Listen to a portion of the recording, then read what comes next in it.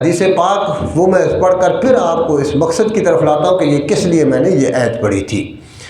حضور علیہ الصلوۃ والسلام کی حدیث مبارکہ حضرت عبداللہ ابن مسعود رضی اللہ تعالیٰ عنہ سے مروی ہے کہ حضور صلی اللہ علیہ وسلم نے ارشاد فرمایا ان اللہ قاسم بینکم اخلاقکم کما قاسم بینکم ارزاقکم، فرمایا کہ اللہ تبارک و تعالیٰ نے تمہارے اخلاق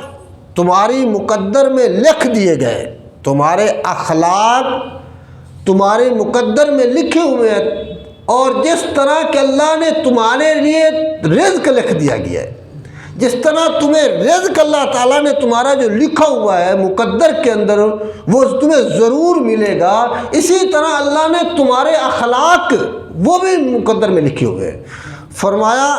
کہ رزق، فرمایا کہ وَإِنَّ اللَّهَ لَيُؤْتِي الدُّنْيَا مَنْ أَحَبَّ وَمَنْ لَا يُحِبُّ۔ اب آگے تقسیم رزق کی اور اخلاق کی کرے گا اللہ تعالیٰ۔ حضور علیہ السلام نے ارشاد فرمایا کہ اللہ تبارک و تعالیٰ لَيُؤْتِي الدُّنْيَا، فرمایا دنیا دے دیتا ہے اللہ تعالیٰ، من احبا، جس کو رب پسند کرے اللہ اس کو بھی دنیا دیتا ہے،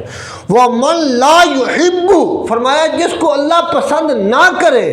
فرمایا کافر ہے، غیر مسلم، اللہ اس کو بھی رزق عطا فرماتا ہے۔ اللہ مال ان کو بھی دیتا ہے جن کو پسند نہیں کرتا، ان کے کاموں غلط کام ہے، لیکن رزق اللہ ان سے بھی چھینتا نہیں ہے، ان کو بھی دے رہا ہے پیا۔ لیکن اگلی بات ہے وَلَا يُؤْتِي الدِّينَ إِلَّا مَنْ أَحَبَّ، فرمایا نہیں دیتا اللہ دین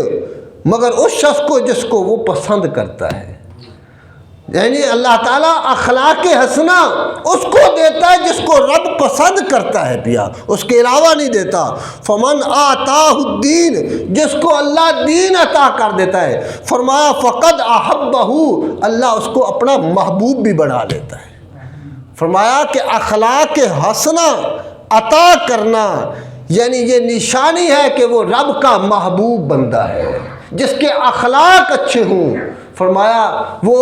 حقیقت میں یہ ہے کہ وہ رب کا محبوب بندہ ہے۔ اچھے اخلاق اللہ اس کو ہی دے گا جس کو رب پسند کرے گا، اور دنیا اللہ اس کو دے گا جس کو رب پسند کرتا اس کو بھی دے گا، جس کو رب پسند نہیں کرتا اللہ اس کو بھی دنیا دے گا۔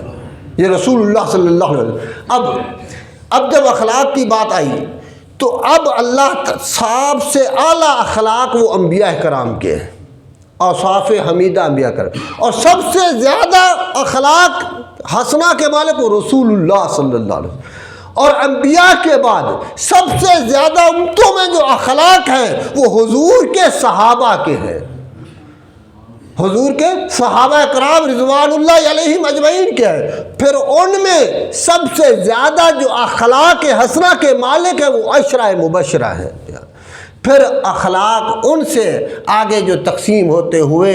سب سے زیادہ جن کے اخلاق بیان کیے گئے، جن کے فضائل حضور نے بار بار بیان کیے، جس کو قرآن نے بار بار جن کے فضائل کو بیان کیا، وہ ہیں مولا علی شیر خدا رضی اللہ تعالیٰ، حضرت علی، یعنی اللہ تبارک و تعالیٰ جن کو جتنے اخلاق اعلیٰ دیتا ہے اللہ ان کو اتنا اپنا محبوب بھی بنا لیتا ہے۔ حضرت مولا علی شیر خدا اخلاق میں اعلیٰ ہے تو رب کے محبوب بھی ہیں۔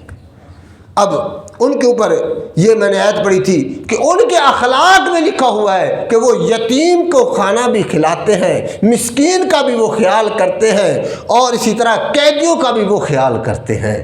یہ علامہ زمخشری نے اپنی تفسیر کے اندر لکھا ہے کہ اس سے ایک یہ شان نزول یہ بھی ہے کہ مولا علی شیر خدا نے بیمار تھے، ان کے بچے حضرت حسنین کریمین، تو آپ نے فرمایا نظر مانے، تو اس نے نظر مانی، نظر ماننے کے بعد روزہ رکھا، روزہ افطار کرنے کے وقت ایک غریب آیا تو آپ کے پاس وہ افطاری کے علاوہ اور لنگر نہیں پڑا تھا، آپ نے دے دیا۔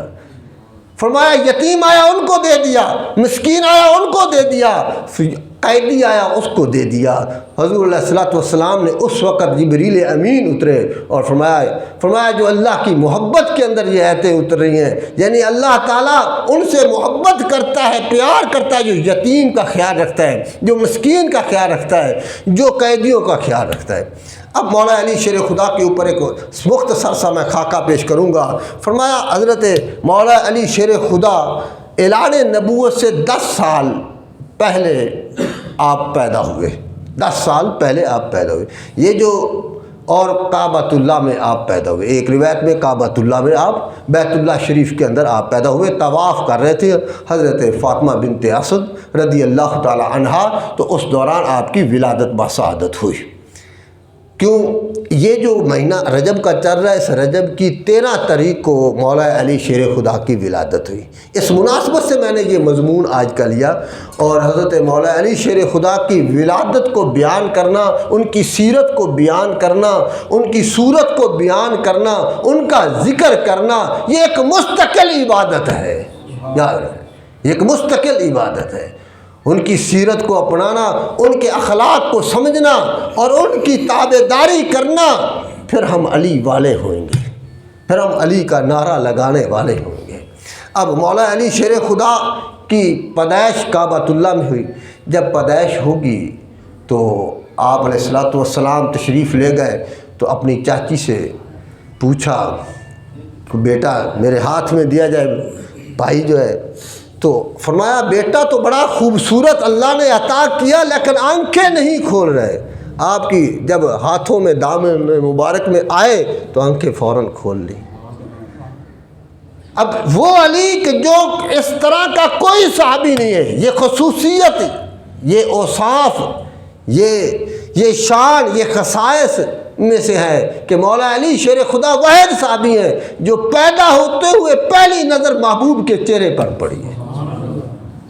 ابھی عقل، اتنا شعور، اتنی چیزیں نہیں ہیں، لیکن رب جن کو اخلاق جن کے مقدر میں لکھ دیا ہے، وہ بچپن سے ظاہر ہونے شروع ہو جاتے ہیں، وہ ابتدا سے شروع ہو جاتے ہیں۔ جیسے رسول اللہ صلی اللہ علیہ وسلم جب آپ کی ولادت بسعادت ہوئی تو آپ نے پہلے سجدہ کیا سر۔ یہ شان خود بخود اللہ تعالیٰ اجاگر کرتا رہتا ہے۔ آپ کی پہلی خوراک جو تھی وہ لعاب دہن تھی، آپ کی پہلی خوراک لعاب دہن تھی، اور آپ جو تھے،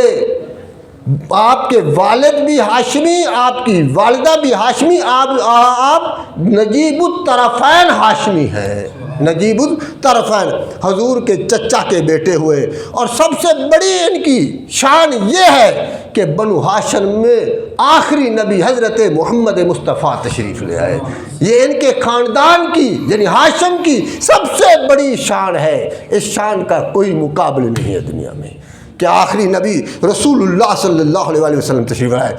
آپ کے جناب حضرت ابو طالب،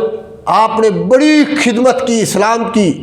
جب تک آپ حیات رہے تو کسی کی جرت نہیں تھی کہ رسول اللہ صلی اللہ علیہ وسلم کو تکلیف دے سکے، اتنی طاقت اور ہمت نہیں پڑتی تھی۔ یہ دفاع تھا حضرت جناب ابو طالب نے اسلام کے لیے کیا تھا، اور حضور علیہ الصلوۃ والسلام کی عظمت کے اوپر آپ نے باقاعدہ طور پہ پہرا دیا۔ جب رسول اللہ کے چچا مبارک اس دنیا سے تشریف لے گئے، پھر اس کے بعد حضور فرماتے ہیں کہ میرا خاندان میں سب سے زیادہ جو حفاظت کرنے والی تھی وہ میری والدہ، جس کو چچی کہتے ہیں، جو کہ فاطمہ بنت اسد، جو مولا علی شیر خدا کی والدہ تھی، اس نے حفاظت کی۔ مدینہ میں ہجرت کی، مکہ سے مدینہ، آپ کی والدہ مکہ سے مدینہ ہجرت بھی کی، پھر مدینہ میں جا کر آپ کا وصال ہوا۔ جب وصال ہوا حضرت مولا علی شیر خدا کی والدہ کا، تو رسول اللہ صلی اللہ علیہ وسلم نے اپنا کرتا مبارک، قمیض مبارک جو تھی وہ کفن میں دی، اور کفن میں دینے کے بعد، کفن دفن کا سارا انتظام کرنے کے بعد، رسول اللہ صلی اللہ علیہ وسلم آپ خود قبر کے اندر تشریف لے گئے، قبر کو متبرک کرنے کے لیے۔ قبر کو یعنی جب قبر، اس سے یہ بھی عمل ثابت ہوا کہ کوئی نیک بندہ اگر تمہاری قبر کے اندر فوت ہونے کے بعد تمہاری قبر میں اگر اندر بیٹھ جائے، سورت پڑھ لے، وہ قبر متبرک بن جاتی ہے۔ رسول اللہ صلی اللہ علیہ وسلم نے حضرت فاطمہ بنت اسد رضی اللہ تعالی عنہا کی قبر کے اندر خود تشریف لے گئے، اور پھر جا کر تب اس قبر کو متبرک بنا دیا، اور پھر وہاں پہ دعا کی، یا اللہ میری والدہ کی مغفرت فرما دینا، میری والدہ کی قبر کی تنگیوں کو آسانیوں میں بدل دینا۔ یہ دعا فرمائی آپ نے۔ یہ شان ہے، یہ بھی علی پاک کی شان ہے کہ آپ کی والدہ کو یہ عظمت مل رہی ہے۔ فرمایا حضرت مولا علی شیر خدا رحمت رضی اللہ تعالی عنہ بچپن میں ہی، جب ابھی یہ شان ہے کہ بچپن میں ہی ابھی آئے ہیں رسول اللہ صلی اللہ علیہ وسلم، آپ نے پیش فرمایا اسلام اور آپ نے قبول کر لیا۔ اور مردوں میں ابو بکر صدیق، بچوں میں حضرت مولا علی شیر خدا، عورتوں میں سیدہ خدیجہ الکبریٰ، اور غلاموں میں زید بن حارثہ، جنہوں نے اسلام میں سبقت کی، بغیر کسی تردد کے، شک کے فوراً کلمہ طیبہ پڑھا۔ یہ تربیت تھی پہلے کی رسول اللہ صلی اللہ علیہ وسلم کی۔ اور حضرت مولا علی شیر خدا کو یہ فضیلت ہے کہ ابھی 2 سال کے تھے یا کم و بیش، تو رسول اللہ صلی اللہ علیہ وسلم کی پرورش اور گود میں آ گئے تھے۔ رسول اللہ صلی اللہ علیہ وسلم کی گود۔ اب جس بچے نے عادات، اخلاق، رہنا اٹھنا بیٹھنا سیکھا ہو، رسول اللہ صلی اللہ علیہ وسلم کی بارگاہ کے اندر رہو، اس بچے کی تربیت کا کیا عالم ہوگا؟ اس بچے کی شان کا کیا عالم ہوگا؟ وہ تو شانیں اب پہ بڑھتی گئیں۔ فرمایا پھر جب مولا علی شیر خدا رضی اللہ تعالی عنہ جب بڑے ہوئے، جب مکہ مکرمہ سے آپ ہجرت کرنے لگے، تو سب سے بڑے رازدان، کفر سارا کا سارا گھیرا ہوا تھا، تلواریں تھیں، تو آپ کو حکم ہوا کہ آپ میری چارپائی پر لیٹ جائیں۔ اور پھر مولا علی شیر خدا سے پوچھا گیا کہ وہ رات جو تھی، جو چارپائی والی تھی، جس رات آپ روئے تھے، آپ رسول صلی اللہ علیہ وسلم تشریف لے گئے تھے مکہ سے مدینہ منورہ کی طرف، تو کیسی گزری تھی؟ فرمایا وہی رات تو سکون سے نیند کی گزری تھی، کیونکہ یقین تھا حضرت مولا علی شیر خدا کو کہ میں نے امانتیں بھی یہاں واپس کروں گا اور میں مدینے بھی جاؤں گا وہاں۔ یہ یقین تھا، یہ یقین تھا آپ کا، کیونکہ ایمان مضبوط تھا، رسول اللہ پہ ایمان کامل تھا۔ پھر جب مدینے میں تشریف لے گئے تو اخوت بھائی چارہ قائم کیا گیا۔ جب قائم کیا گیا تو ایک مہاجر کو ایک انصار کے گاتے میں ڈالا گیا، آپس میں بھائی چارہ بنایا گیا کہ تم، کیونکہ مہاجر جو تھے وہ بے گھر تھے، کوئی سامان نہیں تھا، ان کے رہائش کا، قیام کا انتظام کرنا تھا۔ رسول اللہ صلی اللہ علیہ وسلم نے ایک انصار کے ذمہ ایک مہاجر کو لگایا، تو سب مہاجروں کو تقسیم جب کر دیا گیا تو مولا علی شیر خدا کے آنکھوں سے آنسو آ رہے۔ عرض کی حضور والا مجھے تو آپ نے اکیلا چھوڑ دیا، مجھے کسی انصار کے کھاتے میں نہیں ڈالا گیا۔ تو آپ نے فرمایا انت اخی فی الدنیا والآخرہ، فرمایا آپ دنیا میں بھی میرے بھائی ہیں اور آخرت میں بھی میرے بھائی ہیں۔ یہ شان ہے مولا علی شیر خدا رضی اللہ تعالی عنہ کی۔ اب یہاں میں ایک نقطہ آپ کو بیان کرتا جاؤں۔ جب حضور علیہ الصلوۃ والسلام نے یہ فرمایا انت اخی فی الدنیا والآخرہ، آپ میرے بھائی دنیا میں بھی ہیں اور آخرت میں بھی ہیں، لیکن کبھی حضرت مولا علی شیر خدا نے کبھی نہیں کہا کہ آپ میرے بھائی ہیں، بلکہ یہی کہا رسول اللہ فدا کا ابی و امی یا رسول اللہ۔ کبھی یہ نہیں کہا کوئی ایرو نتو خیرو یہ کہے کہ حضور علیہ الصلوۃ والسلام کی شان بھائی جیسا یہ کہے جملہ، وہ اس کی گردن کاٹنی چاہیے۔ رسول اللہ صلی اللہ علیہ وسلم کو مولا علی شیر خدا نے آج تک نہیں کہا، جس کو رسول اللہ صلی اللہ علیہ وسلم نے فرمایا انت اخی فی الدنیا والآخرہ، کبھی نہیں کہا۔ لیکن آپ تو ہمیشہ یہی کہتے رہے آپ میرے آقا ہیں، آپ میرے مولا ہیں، آپ میرے سردار ہیں، آپ میرے نبی ہیں، رسول ہیں، ہمیشہ آپ کی غلامی میں ہی رہے۔ یہ ہے شان حضرت سیدنا علی المرتضیٰ شیر خدا رضی اللہ تعالی عنہ کی۔ جب رسول اللہ صلی اللہ علیہ وسلم نے جب واپسی ہٹے اور آئے،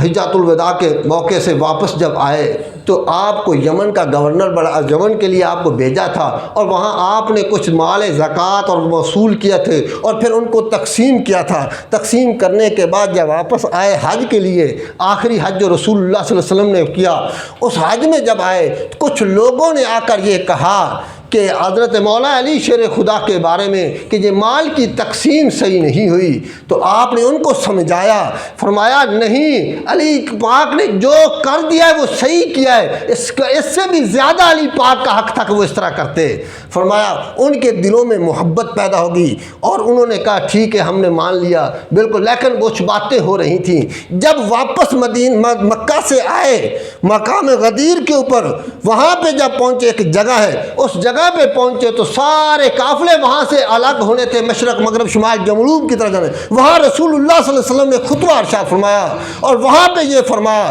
من کنت مولا فعلی مولاہ،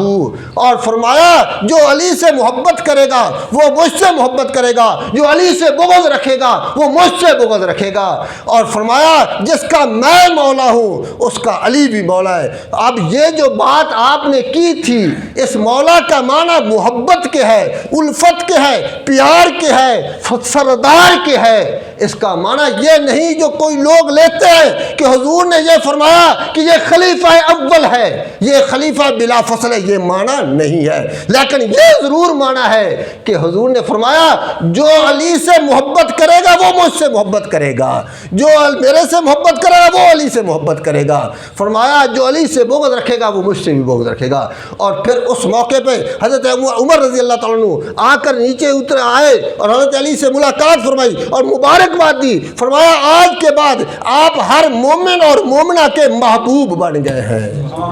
ہر مومن اور مومنہ کے محبوب بن گئے، اور مبارکباد دی۔ ابو بکر صدیق اور حضرت عمر فاروق رضی اللہ تعالیٰ عنہ نے، حضرت مولا علی شیر خدا رضی اللہ تعالیٰ عنہ کی شان جو ہے وہ وراء الورا ہے۔ فرمایا حضور علیہ الصلوۃ والسلام نے ایک موقع پہ آپ نے فرمایا کہ علی رضی اللہ تعالیٰ عنہ کی محبت فرمایا وہ مومن کے دل میں ہو سکتی ہے اور علی کی بغض وہ منافق کے دل میں ہو سکتا ہے۔ فرمایا مومن اور منافق کی پہچان ہی یہی ہے، وہ یہ ہے کہ وہ علی پاک کا ذکر چھیڑ لو ان کے چہرے ملال ہونے لگ جائیں تو فرمایا کہ یہ منافق ہیں۔ صحابہ نے یہ پیمانہ رکھا ہوا تھا کہ جب بھی پتہ کرتے تھے کہ یہ منافق ہے یا مومن ہے وہ مولا علی شیر خدا کا ذکر کرتے تھے۔ میں یہ بتانا چاہتا ہوں دونوں کی مجبوری ہے، ان کی بھی مجبوری ہے، ہماری بھی مجبوری ہے۔ ہماری مجبوری علی پاک کا ذکر کریں گے ہم خوش ہوئیں گے، ان کی مجبوری یہ ہے کہ علی پاک سے وہ دشمنی رکھتے ہوں گے، بغض رکھتے ہوں گے۔ حضور علیہ الصلوۃ والسلام حضرت مولا علی شیر خدا نے کیا فرمایا؟ فرمایا میری محبت اس کے دل میں ہو سکتی ہے جس کے دل میں ابو بکر اور عمر کی محبت ہوئے گی، میری محبت اس کے دل میں ہوئے گی جس کے دل میں ابو بکر اور عمر کی۔ فرمایا لا یجتمع حبی و بغض ابی بکر و عمر فی قلبی مومن، میں نے وہ عبارت عربی کی پڑھ کر اس لیے سنائیے کوئی شک و شبہ نہ رہ جائے۔ اور حضرت مولا علی شیر خدا کے بارے میں رسول اللہ صلی اللہ علیہ وسلم نے ارشاد فرمایا کہ دو گروہ، آپ نے فرمایا دو گروہ وہ مولا علی شیر خدا آپ کے ساتھ ملے ہوں گے، آپ کی وجہ سے آپ کے ساتھ، فرمایا وہ اس طرح کے ہوں گے کہ وہ ہلاک ہو جائیں گے۔ فرمایا آپ کی مماثلت مشابہت حضرت عیسیٰ علیہ السلام کی طرح ہے کہ حضرت عیسیٰ علیہ السلام کے ساتھ ایک وہ لوگ تھے جنہوں نے اتنی محبت کی کہ انہوں نے کہا ابن اللہ، یہ اللہ کا بیٹا ہے، کسی نے کہا اللہ ہے، الہ ہے۔ فرمایا یہ تو محبت کو آخر میں چلے گئے اور یہ بھی گمراہ ہوئے،